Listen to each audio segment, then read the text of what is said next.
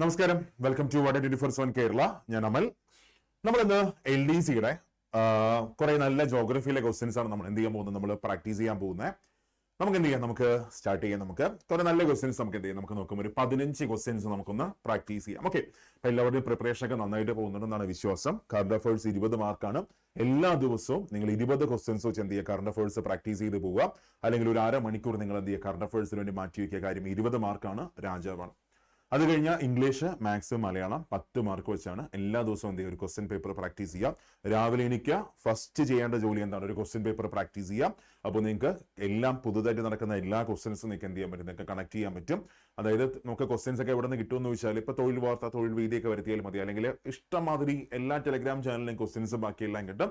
ആ ക്വസ്റ്റ്യൻസ് ഒക്കെ എന്ത് ചെയ്യുക, നന്നായിട്ടൊന്ന് പ്രാക്ടീസ് ചെയ്യുക. എത്രത്തോളം ക്വസ്റ്റ്യൻസ് നിങ്ങൾ പ്രാക്ടീസ് ചെയ്യുന്നോ അത്രത്തോളം നിങ്ങൾ എന്ത് ചെയ്യും, നിങ്ങൾ റിഫൈൻഡ് ആവും. ഓക്കെ, അത് മാത്രമല്ല മാക്സിമം ടോപ്പിക്കുകൾ നിങ്ങൾ എന്ത് ചെയ്യുക, നിങ്ങൾ തീർക്കാൻ നോക്കുക. എത്രത്തോളം ടോപ്പിക്ക് തീർക്കാൻ പറ്റുമോ അത്രത്തോളം എന്ത് ചെയ്യുക, ടോപ്പിക്കുകൾ അങ്ങ് തീർക്കാം. ഓക്കെ, അപ്പൊ നമുക്ക് എന്ത് ചെയ്യാം, നമ്മുടെ ക്വസ്റ്റ്യൻസിലേക്ക് നമുക്ക് പോവാം. ഫസ്റ്റ് ക്വസ്റ്റ്യൻ ഇതാണ്: മുംബൈ ഇന്ത്യയിലെ പ്രധാന പരുത്തി തുണി വ്യവസായ കേന്ദ്രമായി മാറാൻ അനുകൂലമായ സാഹചര്യങ്ങളിൽ ഉൾപ്പെടാത്തത് ഏതാണ്?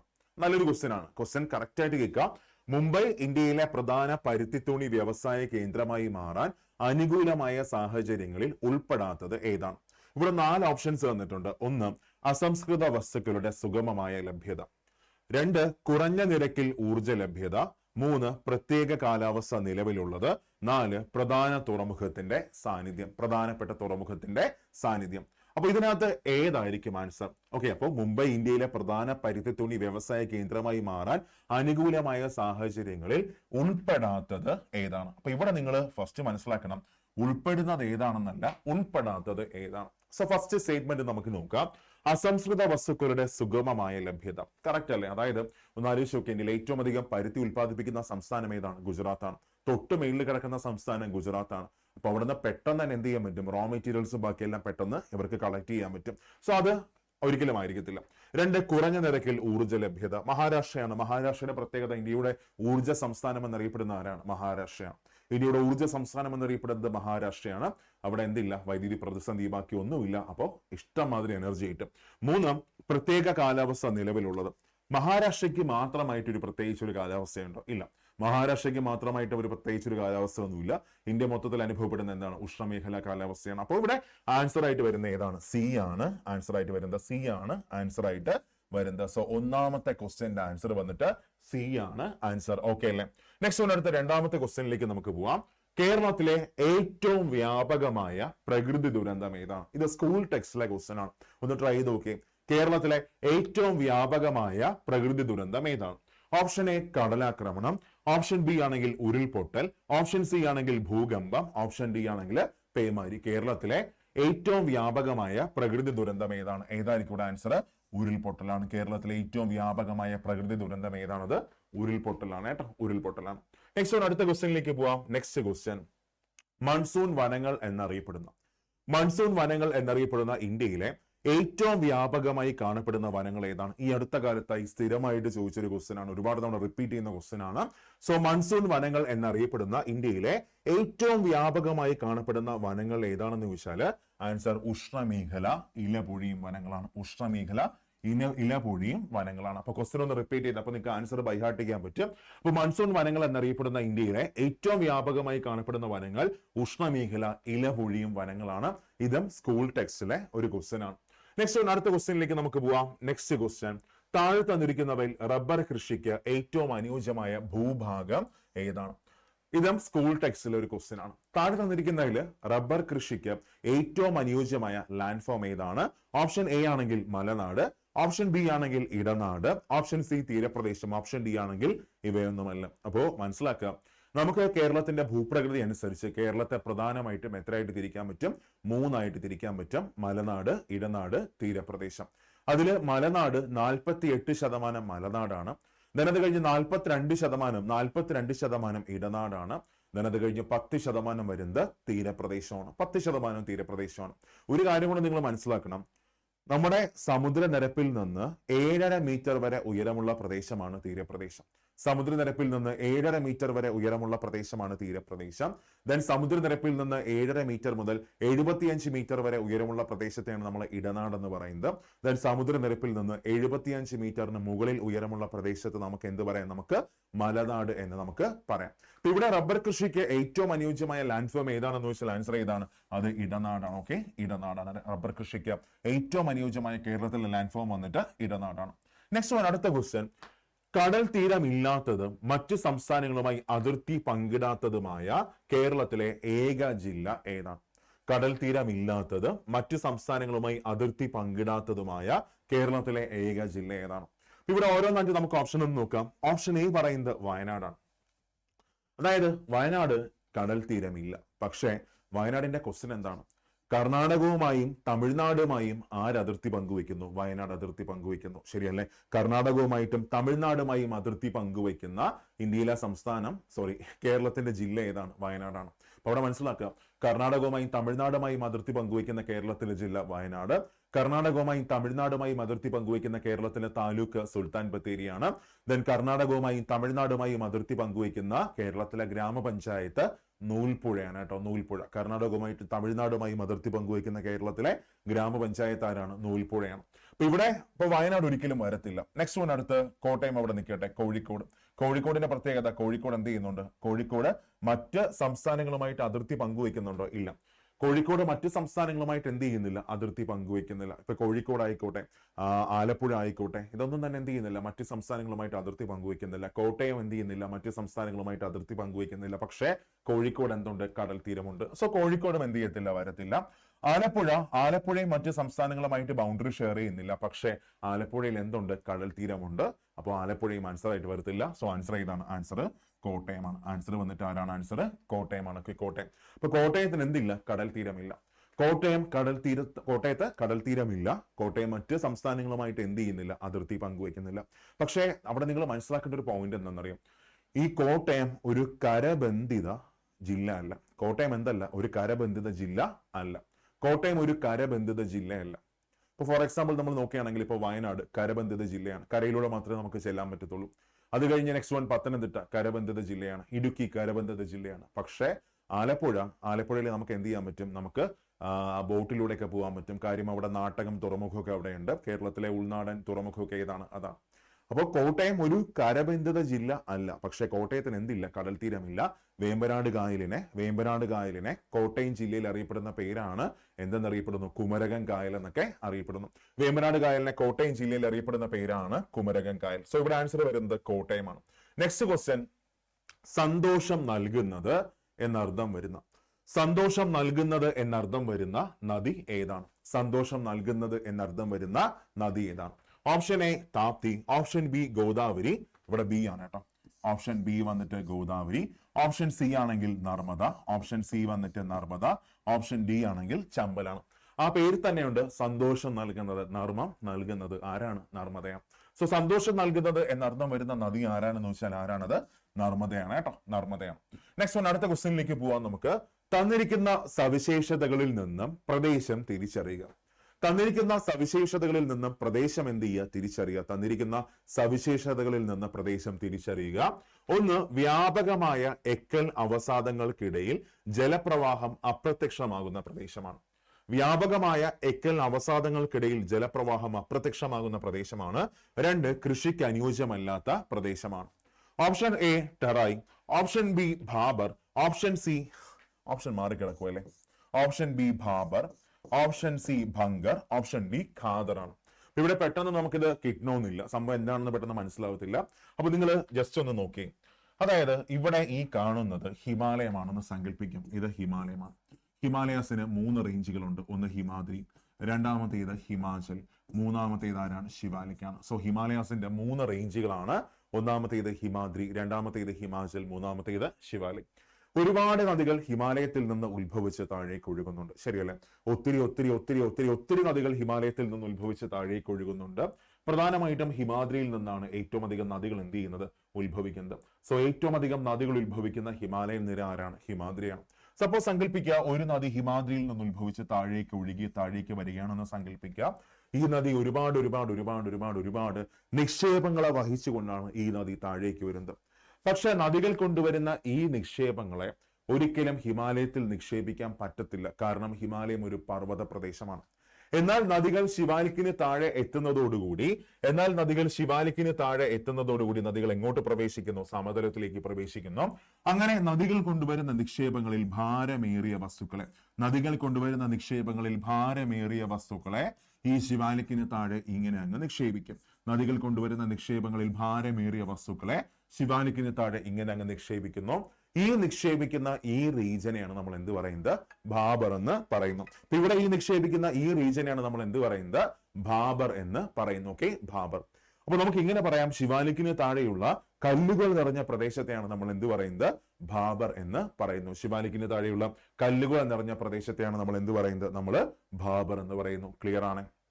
അപ്പൊ ഒന്ന് ആലോചിച്ച് നോക്കി, ഈ ഭാബർ റീജിയന്റെ ഒന്നാമത്തെ പ്രത്യേകത, ഇത് കല്ലുകൾ നിറഞ്ഞ ഒരു പ്രദേശമാണ്. അപ്പൊ സ്വാഭാവികമായിട്ടും പൊള്ളയായ ഒരു പ്രദേശമായിരിക്കും. എന്ന് വെച്ചാൽ നിങ്ങളൊന്ന് ആലോചിച്ച് നോക്കുക, നിങ്ങളുടെ വീടിനടുത്തുള്ള ഒരു നദി, ആ നദിക്ക് മുകളിലൂടെ നിങ്ങളൊരു 500 ലോഡ് കരിങ്കല്ല് കൊണ്ടിടുകയാണെന്ന് സങ്കല്പിക്കുക. അങ്ങനെ ഇടരുത്, നിങ്ങൾ അകത്ത് പോകും. ഓക്കെ, അപ്പോൾ ഒരു 500 ലോഡ് കരിങ്കല്ല് കൊണ്ട് അതിന്റെ പുറത്തൂടെ മേലിലൂടെ ഇടുകയാണെങ്കിൽ നിങ്ങൾക്ക് ആ നദിയെ മേലിൽ നിന്ന് കാണാൻ പറ്റുമോ? പറ്റത്തില്ല. നദി എന്ത് ചെയ്യും? ഈ കല്ലിന്റെ ഇടയിലൂടെ കൊഴിയാൻ പോകും.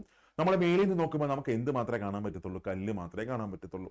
അതായത് ഈ ഭാബർ റീജിയനിൽ എത്തുമ്പോൾ നദികൾ ഭൂമിയുടെ അടിയിലേക്ക് എന്ത് ചെയ്യുന്നു? അപ്രത്യക്ഷമാകുന്നു. സോ നദികൾ ഭൂമിയുടെ അടിയിലേക്ക് അപ്രത്യക്ഷമാകുന്ന ഉത്തര മഹാസമുദ്രത്തിലെ ഡിവിഷൻ ഏതാണ്? നദികൾ ഭൂമിയുടെ അടിയിലേക്ക് അപ്രത്യക്ഷമാകുന്ന ഉത്തര മഹാസമുദ്രത്തിലെ ഡിവിഷൻ ആരാണ്? അത് ഭാബറാണ്. അങ്ങനെയാണെങ്കിൽ ഒന്ന് ആലോചിച്ച് നോക്കിയേ, ഈ ഭാബർ ഫലഭൂയിഷ്ടമാണോ? അല്ല. കാര്യം ഇത് കല്ലുകൾ നിറഞ്ഞൊരു പ്രദേശമാണ്. ഫലഭൂഷ്ടി ഒന്നും കാണത്തില്ല. കൃഷിക്ക് അനുയോജ്യമാണോ? അല്ല. ഫലഭൂഷ്ടി ഇല്ലെങ്കിൽ പിന്നെ അവിടെ കൃഷിക്ക് അനുയോജ്യമാണോ? അല്ല. അവിടെ വനസമ്പത്ത് കാണപ്പെടും? ഇല്ല, വനസമ്പത്തും കാണപ്പെടുന്നില്ല. കാര്യം ഫലഭൂഷ്ടി ഇല്ല, പിന്നെ അവിടെ വനം കാണും? ഇല്ല, കാണത്തില്ല. അപ്പൊ മനസ്സിലാക്കുക, നദികൾ ഭൂമിയിലേക്ക് അപ്രത്യക്ഷമാകുന്ന ഉത്തര മഹാസമുദ്രത്തിലെ ഡിവിഷൻ ഭാബറാണ്. അത് കഴിഞ്ഞ് ഫലഭൂവിഷ്ടി ഇല്ലാത്ത ഉത്തര മഹാസമുദ്രത്തിലെ ഡിവിഷൻ ഭാബറാണ്. കൃഷിക്ക് അനുയോജ്യമല്ലാത്ത വനസമ്പത്ത് കാണപ്പെടാത്ത ഉത്തര മഹാസമുദ്രത്തിലെ ഡിവിഷൻ അതും ആര് തന്നെയാണ്? ഭാബറാണ്. ഓക്കെ, ഭാബറാണ്. ഭാബർ ഈ ഫുഡ് ഹിൽസ് ഓഫ് ഹിമാലയ എന്നൊക്കെ അറിയപ്പെടുന്നത്, എന്നറിയപ്പെടുന്നത് ഭാബർ അല്ലെങ്കിൽ നമുക്ക് ശിവാലിക് എന്നൊക്കെ നമുക്ക് പറയാം. രണ്ടാണ്. പക്ഷേ ഫുഡ് ഹിൽസ് ഓഫ് ഹിമാലയ ഭാബറിനെയും പറയാറുണ്ട്, ശിവാലിക്കിനെയും എന്ത് ചെയ്യാറുണ്ട്? പറയാറുണ്ട്. സോ ഇവിടെ ആൻസർ വന്നിട്ട് ആരാണ്? ആൻസർ വന്നിട്ട് ഭാബറാണ് കേട്ടോ, ഭാബർ. ഇനി ടെറായി എന്താണെന്ന് ചോദിച്ചാൽ, ഭാബറിന് താഴെയുള്ള ചതുപ്പ് പ്രദേശത്തെയാണ് നമ്മൾ എന്ത് പറയുന്നത്? ടെറായി എന്ന് പറയുന്നു. ഭാബറിന് താഴെയുള്ള ഈ ചതുപ്പ് പ്രദേശമാണ് ടെറായി റീജിയൻ കേട്ടോ. പിന്നെ ഖാദറും ഭംഗറും എന്താണെന്ന് നിങ്ങൾക്ക് അറിയാം, ഞാൻ എന്ത് ചെയ്യുന്നില്ല, പറയുന്നില്ല. Next one. അപ്പൊ ഇവിടെ ആൻസർ വന്നിട്ട് സി ആണ് ആൻസർ. നെക്സ്റ്റ് ക്വസ്റ്റ്യനിലേക്ക് പോവാം. അടുത്ത ക്വസ്റ്റ്യൻ, ഒരു സ്ഥലത്തെ പ്രാദേശിക സമയം കണക്കാക്കുന്നത് ആ പ്രദേശത്തെ എന്തിനെ അടിസ്ഥാനമാക്കിയാണ്? ഒരു സ്ഥലത്തെ പ്രാദേശിക സമയം കണക്കാക്കുന്നത് ആ പ്രദേശത്തെ എന്തിനെ അടിസ്ഥാനമാക്കിയാണ്? ഒരു പ്രദേശത്തെ പ്രാദേശിക സമയം കണക്കാക്കുന്നത് ആ പ്രദേശത്തെ മധ്യാഹ്ന സൂര്യനെ അടിസ്ഥാനമാക്കിയാണ് ഒരു പ്രദേശത്തിന്റെ പ്രാദേശിക സമയം എന്ത് ചെയ്യുന്നത്? കണക്കാക്കുന്നത്. സോ ബി ആണ് ആൻസർ. Next one. അടുത്ത ക്വസ്റ്റ്യൻ, തേക്കടി തടാകത്തിന് രൂപം നൽകുന്ന അണക്കെട്ട് ഏതാണ്? തേക്കടി തടാകത്തിന് രൂപം നൽകുന്ന അണക്കെട്ട് ഏതാണ്? നല്ല ക്വസ്റ്റ്യൻ ആണ്. തേക്കടി തടാകത്തിന് രൂപം നൽകുന്ന അണക്കെട്ട് ഏതാണ്? ആൻസർ വന്നിട്ട് മുല്ലപ്പെരിയാറാണ്. മുല്ലപ്പെരിയാർ ഡാം. അപ്പൊ മുല്ലപ്പെരിയാർ ഡാമിന്റെ പ്രമൈസസിലാണ് ആര് സ്ഥിതി ചെയ്യുന്നത്? തേക്കടി ടൂറിസ്റ്റ് ഡെസ്റ്റിനേഷൻ ഒക്കെ സ്ഥിതി ചെയ്യുന്നത് മുല്ലപ്പെരിയാർ ഡാമിന്റെ പ്രമൈസസിലാണ്. കേരളത്തിലെ ആദ്യ ഡാമാണ് മുല്ലപ്പെരിയാർ. ഓക്കെ, കേരളത്തിലെ ആദ്യ ഡാമാണ് മുല്ലപ്പെരിയാർ. മാത്രമല്ല ഈ മുല്ലപ്പെരിയാർ സ്ഥിതി ചെയ്യുന്ന എവിടെയാണ്? മുല്ലപ്പെരിയാർ സ്ഥിതി ചെയ്യുന്നത് ഇടുക്കി ജില്ലയിൽ കുമളി പഞ്ചായത്തിൽ പീരുമേട് താലൂക്കിലാണ് മുല്ലപ്പെരിയാർ സ്ഥിതി ചെയ്യുന്നത്. 1886 ഒക്ടോബർ 29 തിരുവിതാംകൂർ ദിവാനായിരുന്ന V Ramayyangar Madras state secretary ആയിരുന്ന JC ഹാനിങ്ടണും ചേർന്ന് മുല്ലപ്പെരിയാർ കരാർ ഒപ്പുവെച്ചു. ഈ കരാർ പ്രകാരം 1887 നിർമ്മാണം ആരംഭിച്ചു. 1895 ലോർഡ് വെൻലോക്ക് എന്ത് ചെയ്തു? ഉദ്ഘാടനം ചെയ്തു. ഇതിന്റെ ആർക്കിടെക്ട് ആരായിരുന്നു? ജോൺ പെന്നിക്യുക്ക് ആണ് ഇതിന്റെ ആർക്കിടെക്ട്. എന്റെ ഹൃദയ രക്തം കൊണ്ട് ഞാൻ എഴുതിയ കരാറാണ് മുല്ലപ്പെരിയാർ. ഇത് ആരുടെ വാക്കുകളാണ്? വിശാഖം തിരുനാളിന്റെ വാക്കുകളാണ്. മുല്ലപ്പെരിയാറിലെ ജലം സംഭരിക്കുന്ന തമിഴ്നാട്ടിലെ ഡാമാണ് വൈഗാ ഡാം. 1970 കേരളത്തിലെ മുഖ്യമന്ത്രിയായിരുന്ന സി അച്യുതമേനോൻ വീണ്ടും ഒരു 999 വർഷത്തേക്ക് കൂടെ മുല്ലപ്പെരിയാറിന്റെ എല്ലാ അവകാശങ്ങളും ആർക്ക് വിട്ടുകൊടുത്തു? തമിഴ്നാടിന് വിട്ടുകൊടുത്തുകൊണ്ട് പെരിയാർ ലീസ് അഗ്രിമെന്റ് എന്ത് ചെയ്തു? പുതുക്കി നൽകി. ഇതൊക്കെ ആരുടെ പ്രത്യേകതയാണ്? മുല്ലപ്പെരിയാർ ഡാമിന്റെ പോയിന്റ്സ് ആണ്. അപ്പൊ മുല്ലപ്പെരിയാർ തേക്കടി, അല്ലെങ്കിൽ നമ്മൾ ഇങ്ങനെ മനസ്സിലാക്കിയാൽ മതി, തേക്കടി ടൂറിസ്റ്റ് ഡെസ്റ്റിനേഷൻ സ്ഥിതി ചെയ്യുന്നത് ഏത് ഡാമിന്റെ പ്രൊമൈസസിലാണ്? മുല്ലപ്പെരിയാറിന്റെ പ്രൊമൈസസിലാണ്. നെക്സ്റ്റ് വൺ, അടുത്ത ക്വസ്റ്റ്യനിലേക്ക് പോവാം. നെക്സ്റ്റ് ക്വസ്റ്റ്യൻ, ഭൂമിയുടെ ഉള്ളിലേക്ക് പോകും തോറും ഗുരുത്വാകർഷണ ബലത്തിന് എന്ത് സംഭവിക്കുന്നു? ഭൂമിയുടെ ഉള്ളിലേക്ക് പോകും തോറും ഗുരുത്വാകർഷണ ബലത്തിന് എന്ത് സംഭവിക്കുന്നു? അപ്പൊ ഞാനിപ്പോ ഒരു കിണർ കുഴിച്ച് താഴേക്ക് പോവുകയാണെന്ന് സങ്കല്പിക്കുക, ഭൂമിയുടെ അടിയിലേക്ക് പോവുകയാണെന്ന് സങ്കല്പിക്കാം. അവിടെ ഗ്രാവിറ്റി എന്ത് ചെയ്യും? കൂടുമോ കുറയുമോ അതോ മാറ്റമൊന്നും സംഭവിക്കത്തില്ലേ? ഒന്ന് ആലോചിച്ച് നോക്കേ. നമ്മള് ഒരു കാന്തത്തിനെ മുറിച്ച് താഴേക്ക് പോവുകയാണ്. അപ്പൊ മുറിച്ച് താഴേക്ക് പോകുമ്പോൾ എന്ത് ചെയ്യും? കാന്തത്തിന്റെ ശക്തി കുറയല്ലേ ചെയ്യുന്നത്? കാന്തം മൊത്തത്തിൽ നിൽക്കുമ്പോഴല്ലേ കാന്തത്തിന് ഒരു പവർ ഉള്ളൂ ആണ്. അതുപോലെയാണ് ഭൂമി ഒരു വലിയ കാന്തമാണ്. അപ്പൊ താഴേക്ക് പോകുന്തോറും എന്ത് ചെയ്യുന്നു? ഭൂമിയുടെ ഗുരുത്വാകർഷണം എന്ത് ചെയ്യുന്നു? കുറയുകയാണ് ചെയ്യുന്നത്. താഴേക്ക് പോകുന്തോറും ഗ്രാവിറ്റി എന്ത് ചെയ്യുന്നു? കുറയുകയാണ് ചെയ്യുന്നത്. ബി ആണ് കറക്റ്റ് ആൻസർ. താഴേക്ക് പോകുന്തോറും ഗ്രാവിറ്റി കുറയുന്നു. നെക്സ്റ്റ് വൺ, അടുത്ത ക്വസ്റ്റ്യൻ, ഭൗമോപരിതലത്തിലെ ജലത്തെ ഉൾക്കൊള്ളുന്ന ഏതാനും ഘടകങ്ങൾ ചുവടെ നൽകുന്നു. ഭൗമോപരിതലത്തിലെ ജലത്തെ ഉൾക്കൊള്ളുന്ന ഏതാനും ഘടകങ്ങൾ ചുവടെ നൽകുന്നു. 1 സമുദ്രങ്ങൾ, 2 ഹിമപാളികളും ഹിമാനികളും, 3 ഭൂഗർഭജലം, 4 തടാകങ്ങൾ. കൂടുതൽ ജലം ഉൾക്കൊള്ളുന്നവയിൽ നിന്ന് കുറഞ്ഞതിലേക്ക് എന്നുള്ള ശരിയായ ക്രമം ഏതാണ്? ഇതിനകത്ത് കൂടുതൽ ജലം ഉൾക്കൊള്ളുന്നവയിൽ നിന്ന് കുറഞ്ഞതിലേക്കുള്ള ശരിയായ ക്രമം ഏതാണ്? സോ ഫസ്റ്റ് വൺ, 1 സമുദ്രങ്ങൾ, 2 ഹിമപാളികളും ഹിമാനികളും, 3 ഭൂഗർഭജലം, 4 തടാകങ്ങൾ. അപ്പൊ ഇതിനകത്ത് ഏറ്റവും അധികം വെള്ളം കൊള്ളുന്ന ആർക്കായിരിക്കും? ഏറ്റവും അധികം വെള്ളമുള്ളത് സമുദ്രങ്ങളിലായിരിക്കും. സോ 1 ഫസ്റ്റ് വരുന്നത്. അപ്പൊ ഇവിടെ ആൻസർ എയും വരാം, ആൻസർ ബിയും വരാം. ആൻസർ എയും വരാം, ബിയും വരാം. 2 ഹിമപാളികളും ഹിമാനികളും, 3 ഭൂഗർഭജലം, 4 തടാകങ്ങൾ. അപ്പൊ അതായത് ഇതിനകത്ത് ഈ 3ലും ഏറ്റവും അധികം വെള്ളം കാണുന്ന എവിടെയാണ്? നമുക്കറിയാം, ഹിമപാളികളിലും ഹിമാനികളിലുമാണ്. അതായത് ആർട്ടിക് റീജിയനിലും അന്റാർട്ടിക് റീജിയൻ ഒക്കെ മൊത്തം എന്താണ്? ഹിമാനികളാണ് കിടക്കുന്നത്. സോ രണ്ടാമത് വരുന്നത് ഹിമപാളികളും ഹിമാനികളും, 1, 2. അപ്പൊ തന്നെ നമുക്ക് ആൻസർ കിട്ടി 1, 2, 3, 4. ബി ആണ് ആൻസർ.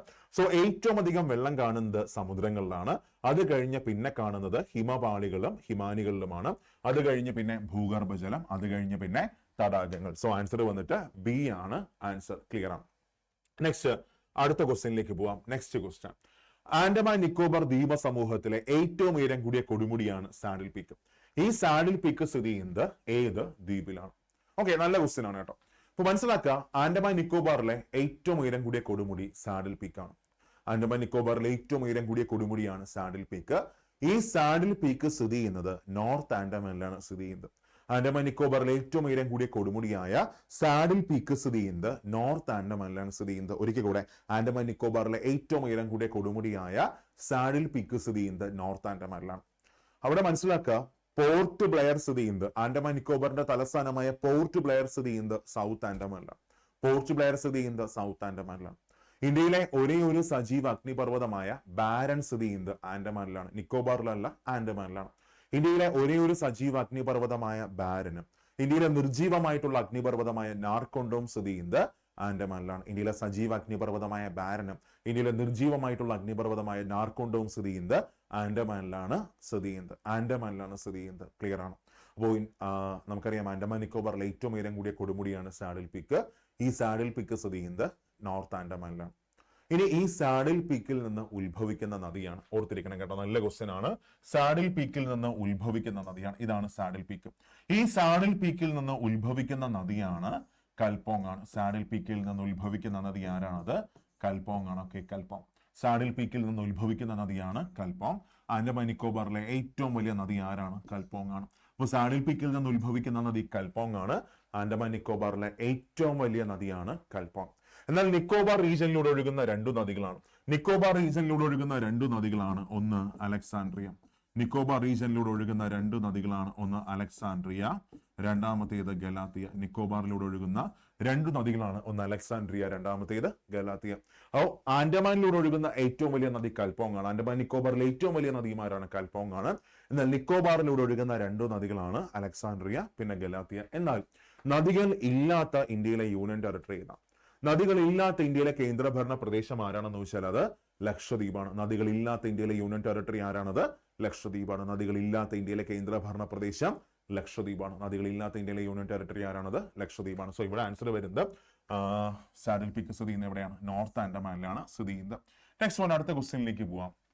ബ്രാഹ്മിണി മഹാനദിയിലെ ദേശീയ ജലപാത ഏതാണ്? ബ്രാഹ്മിണി മഹാനദിയിലെ ദേശീയ ജലപാത, ബ്രാഹ്മിണി ഒരു നദിയാണ് കേട്ടോ, ബ്രാഹ്മിണി മഹാനദിയിലെ ദേശീയ ജലപാത ഏതാണ്? ആൻസർ നാഷണൽ വാട്ടർവേ 5 ആണ്. നാഷണൽ വാട്ടർവേ 5, NW5 ആണ്. നാഷണൽ വാട്ടർവേ 5 ആണ് കേട്ടോ, നാഷണൽ വാട്ടർവേ 5. നെക്സ്റ്റ് വൺ, അടുത്ത ക്വസ്റ്റ്യനിലേക്ക് പോവാം. നെക്സ്റ്റ് ക്വസ്റ്റ്യൻ, ഏത് സംസ്ഥാനത്തെ സ്റ്റേറ്റ് ടൂറിസം ഡെവലപ്മെന്റ് കോർപ്പറേഷനും റെയിൽവേയും സഹകരിച്ച് നടത്തുന്ന ആഡംബര ട്രെയിനാണ് ഗോൾഡൻ ചാരിയറ്റ്. സോ ഏത് സംസ്ഥാനത്തെ സ്റ്റേറ്റ് ടൂറിസം ഡെവലപ്മെന്റ് കോർപ്പറേഷനും റെയിൽവേയും സഹകരിച്ച് നടത്തുന്ന ആഡംബര ട്രെയിനാണ് ഗോൾഡൻ ചാരിയറ്റ്. ആൻസർ വന്നിട്ട് ആൻസർ ഏതാണ്? ആൻസർ കർണാടകയാണ്. ഓക്കെ, കർണാടകയും റെയിൽവേയും തമ്മിൽ സഹകരിച്ച് നടത്തുന്ന ടൂറിസം ആണ്, അല്ലെങ്കിൽ റെയിൽവേ ടൂറിസം ആണ് ഏത് ട്രെയിനാണ്? Golden chariot. Okay, next one, അടുത്ത ക്വസ്റ്റ്യനിലേക്ക് പോവാം. നെക്സ്റ്റ് ക്വസ്റ്റ്യൻ, ഇന്ത്യയിലെ ആദ്യത്തെ ലിഥിയം റിഫൈനറി സ്ഥാപിക്കാൻ തീരുമാനിച്ചത് ഏത് സംസ്ഥാനത്താണ്? ഇന്ത്യയിലെ ആദ്യത്തെ ലിഥിയം റിഫൈനറി സ്ഥാപിക്കാൻ തീരുമാനിച്ചത് ഏത് സംസ്ഥാനത്താണ്? എവിടെയാണ്? ഗുജറാത്തിലാണ് കേട്ടോ. ഇന്ത്യയിൽ ആദ്യ ലിഥിയം റിഫൈനറി സ്ഥാപിക്കാൻ തീരുമാനിച്ചത് ഏത് സംസ്ഥാനത്താണ്? ഗുജറാത്തിലാണ് തീരുമാനിച്ചത്. ഓക്കെ, ഗുജറാത്തിലാണ്. നെക്സ്റ്റ് വൺ, അടുത്ത ക്വസ്റ്റ്യൻ. ഓക്കെ, കഴിഞ്ഞു. ഇത്രയുമാണ് നമ്മൾ ഇന്ന് ഡിസ്കസ് ചെയ്ത 15 ക്വസ്റ്റ്യൻസ്. ക്ലിയർ ആണ്? ഓക്കെ, അപ്പൊ നമ്മുടെ LDCയുടെ ബാച്ച് സ്റ്റാർട്ട് ചെയ്തിട്ടുണ്ട്. നിങ്ങൾക്ക് ജോയിൻ ചെയ്യാൻ ആഗ്രഹം ഉണ്ടെങ്കിൽ ജോയിൻ ചെയ്യാം. സോ ജോയിൻ ചെയ്യാനായിട്ട് എന്താ ചെയ്യേണ്ടത്? ജോയിൻ ചെയ്യാനായിട്ട് ഇനി LDCക്ക് ഏതാണ്ട് ഒരു 105 ദിവസമൊക്കെ നമുക്ക് പഠിക്കാൻ കിട്ടും. ഒരുവിധം നിങ്ങൾക്ക് ബേസ് ഉണ്ടെങ്കിൽ നിങ്ങൾക്ക് എന്ത് ചെയ്യാം? ഇനി ശ്രമിച്ചാലും LDC കിട്ടും. ഓക്കെ, അപ്പൊ ജോയിൻ ചെയ്യാനായിട്ട് നേരെ എന്ത് ചെയ്യുക? ഗൂഗിൾ ക്രോമിൽ പോവുക, അല്ലെങ്കിൽ അഡ 24/7 ആപ്പ് ഡൗൺലോഡ് ചെയ്യുക. എന്നിട്ട് എന്ത് ചെയ്യുക? ഗൂഗിൾ ക്രോമിൽ പോയിട്ട് അഡ 24/7 മലയാളം ഒന്ന് സെർച്ച് ചെയ്യുക. ഗൂഗിൾ ക്രോമിൽ പോവുക, എന്നിട്ട് അഡ 24/7 മലയാളം എന്ത് ചെയ്യുക? സെർച്ച് ചെയ്യുക. അപ്പൊ നേരെ എന്ത് ചെയ്യും? നമ്മുടെ വെബ്സൈറ്റിലേക്ക് പോകും. ഫസ്റ്റ് കാണുന്ന വെബ്സൈറ്റ് എന്ത് ചെയ്യുക? ഫസ്റ്റ് കാണുന്ന ലിങ്ക് ക്ലിക്ക് ചെയ്യുക. സോ ഫസ്റ്റ് കാണുന്ന ലിങ്ക് ക്ലിക്ക് ചെയ്യുമ്പോൾ നേരെ നമ്മുടെ സ്റ്റോറിലേക്ക് പോകും. അവിടെ നമ്മുടെ എല്ലാ ബാച്ചസും നിങ്ങൾക്ക് കാണാൻ പറ്റും. താഴേക്ക് വരുമ്പോൾ നമ്മുടെ ഉണ്ട് LDC ഉദ്യോഗ 3, LDCയുടെ പുതിയ ബാച്ചാണ്. അപ്പോൾ ജോയിൻ ചെയ്യാനായിട്ട് ഇവിടെ നേരെ ബൈനോ കൊടുക്കുക. ബൈനോ കൊടുക്കുമ്പോൾ നേരെ പർച്ചേസ് പേജിലേക്ക് പോകും. അവിടെ നിങ്ങൾക്ക് എന്താണ് കിട്ടുന്നതിന്റെ ഡീറ്റെയിൽസും ബാക്കിയെല്ലാം നിങ്ങൾക്ക് കിട്ടും. ഇവിടെ ഒരു കോഡ് ചോദിക്കും. കോഡ് മറക്കണ്ട, Y363 എന്ന കോഡ് അപ്ലൈ ചെയ്യാം. സോ Y363 എന്ന കോഡ് അപ്ലൈ ചെയ്യുമ്പോൾ നിങ്ങൾക്ക് 322 രൂപ ഡിസ്കൗണ്ടോടുകൂടി 1576 രൂപയ്ക്ക് എന്ത് ചെയ്യാം? നിങ്ങൾക്ക് ഈ കോഴ്സ് നിങ്ങൾക്ക് പർച്ചേസ് ചെയ്യാം. സോ പ്രിപ്പറേഷൻ നന്നായിട്ട് കൊണ്ടുപോവുക. നമുക്ക് എന്ത് ചെയ്യാം? നമുക്ക് ക്ലാസ്സിൽ കാണാം. നന്നായിട്ട് പഠിക്കുക. ഇനിയും ഒത്തിരി ദിവസങ്ങൾ നിങ്ങളുടെ മുമ്പിലുണ്ട്. ഓക്കെ, സോ ക്ലാസ്സിൽ കാണാം. Thank you all.